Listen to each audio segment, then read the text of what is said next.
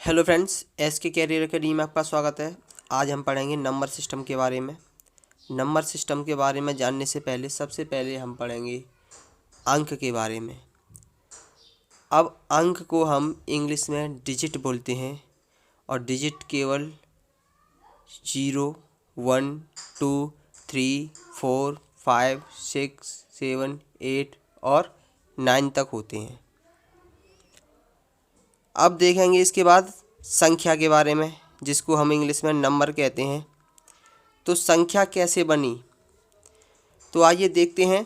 2 या 2 से अधिक अंकों को मिलाने पर एक संख्या का निर्माण होता है। मतलब 2 या 2 से अधिक डिजिट मिलेंगे तो एक नंबर बनेगा। जैसे कि हमने नोट में लिख लिया, x और y एक संख्या है जिसमें इकाई का अंक होगा y और दहाई का अंक होगा हमारा x।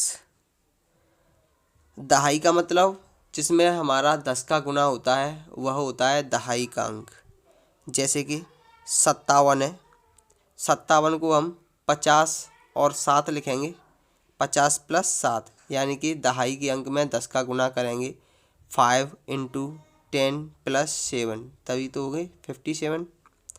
जैसे कि 63 है, तो कैसे लिखेंगे 6 × 10 + 3 = 63। अब सबसे पहले देखेंगे स्थानीय मान, जिसे हम इंग्लिश में प्लेस वैल्यू कहते हैं। तो स्थानीय मान किसे कहते हैं, आइए देखते हैं।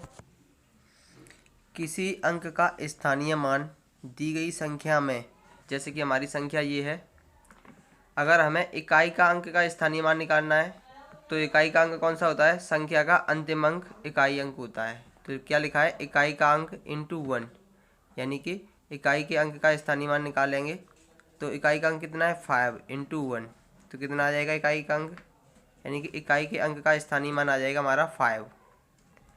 दूसरा है इसका दहाई के अंक का स्थानीय मान, दहाई का अंक × 10, तो दहाई का अंक कितना है 2। इसमें 10 का मल्टीप्लाई करेंगे तो कितना हो जाएगा 20। क्लियर। सैकड़े के अंक का स्थानीय मान, सैकड़े का अंक कौन सा है 6। सैकड़े का अंक का स्थानीय मान कितना है 6 × 100, यानी कि 100 का करेंगे तो कितना हो जाएगा 600। क्लियर। नेक्स्ट है हज़ार के अंक का स्थानीय मान, हज़ार का अंक कौन सा है हमारा 5, तो 5 × 1000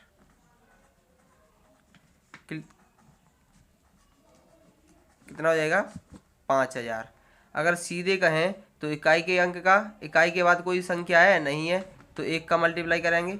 अगर 1 अंक है तो 1 0 लगाएंगे, अगर 2 अंक है तो 2 0 लगाएंगे, 3 अंक है तो 3 0 लगाएंगे। ये हो गया हमारा स्थानीय मान।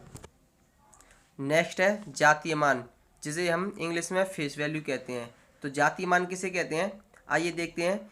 किसी अंक का जातीय मान उस अंक का अपना मान होता है, चाहे वह किसी भी स्थान पर हो। मतलब किसी भी स्थान पर होगा वह उसका जातीय मान ही होगा। जैसे कि कोई संख्या है ये वाली, अगर इसमें पूछें कि 3 का जातीय मान क्या होगा, तो 3 का जातीय मान 3 ही होगा, 5 का जातीय मान 5 ही रहेगा। क्लियर। अब ये क्वेश्चन है, ये वाली संख्या है जिसमें हमें 6 का जातीय मान निकालना है। तो 6 का जातीय मान मैंने क्या कहा था कि जातीय मान वही रहता है, वह किसी भी स्थान पर रहे, तो 6 का जातीय मान 6 ही रहेगा। 9 का जातीय मान, तो 9 का जातीय मान क्या रहेगा 9 ही रहेगा।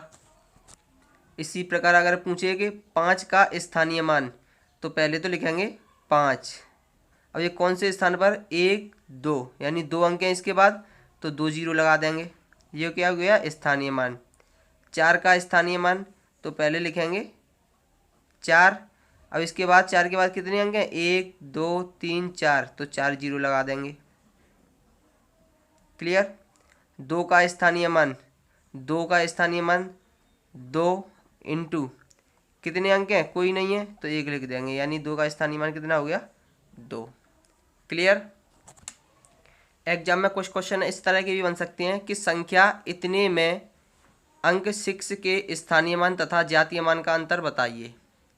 मतलब हमारी संख्या कितनी है ये है, तो इसके 6 है इसमें, ये वाला अंक। इसका स्थानीय मान क्या होगा, पहले 6 के बाद जितने भी अंक होंगे उतने 0 लगा लेंगे, लिख लिया। और जातीय मान क्या है, जातीय मान है इसका हमारा 6 ही रहेगा। तो इसका जो अंतर है यानी कि माइनस कितना होगा, 5994, यानी कि ऑप्शन नंबर सी ठीक है। अगला क्वेश्चन है कि संख्या इतने में 8 के 2 स्थानीय मानों का अंतर बताइए। तो इसमें देखेंगे 8 कितने कितने हैं, एक तो यहाँ पर है, एक यहाँ पर है। तो इसका स्थानीय मान निकालेंगे पहले।